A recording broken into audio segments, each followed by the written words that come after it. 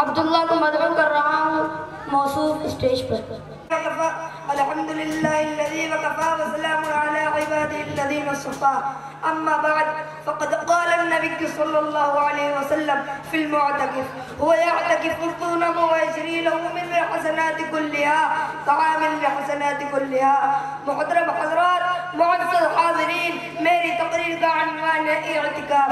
اعتکاف کا مطلب یہ ہے کہ عبادت کی نیت سے 5 وقت نماز ہونے والی مسجد میں عبادت کی نیت سے رمضان المبارک کے آخری عشرے میں ٹھہرنا۔ اعتکاف رمضان کا خاص عمل اور ہم ترین سنت ہے۔ یہ اتنا اونچا عمل ہے کہ خود نبی کریم صلی اللہ علیہ وسلم اس کا بہت اہتمام فرماتے تھے۔ حضرت عائشہ رضی اللہ عنہا سے روایت ہے کہ نبی کریم صلی اللہ علیہ وسلم رمضان کے آخری عشرے کا اعتکاف فرماتے تھے، یہاں تک کہ آپ اپنے رب کے پاس چلے گئے۔ آپ صلی اللہ علیہ وسلم کے بعد آپ کی ازواج المطہرات اعتکاف فرماتی تھی۔ محترم حضرات، حدیث پاک میں اعتکاف کی بڑی فضیلت بیان کی گئی ہے۔ چنانچہ ایک روایت میں ہے من اعتکف یوم ابتغاء وجہ اللہ جعل اللہ بینہ وبین النار ثلاث فنادق ابعد مما بین الخافقین۔ جو شخص ایک دن کا اعتکاف بھی اللہ کی رضا کے واسطے کرتا ہے تو حق تعالی شانہ اس کے اور جہنم کے درمیان 3 خندق فرما دیتے ہیں کہ جس کی مسافت آسمان و زمین کی درمیانی مسافت سے بھی زیادہ ہے۔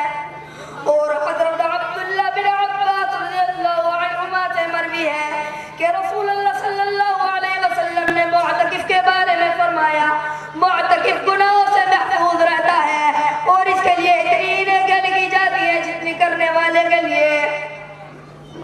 محترم بزرگوں،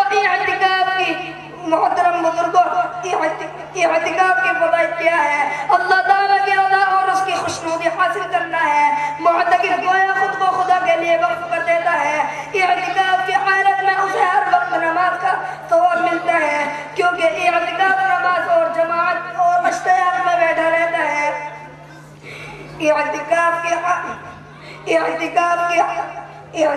کی حالت میں معتکف فرشتوں کی طرح ہر وقت عبادت، تسبیح و تقدیس میں رہتا ہے۔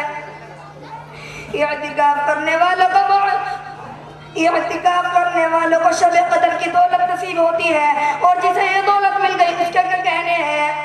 ماشاءاللہ ماشاءاللہ، موصوف نے بہت اچھی تقریر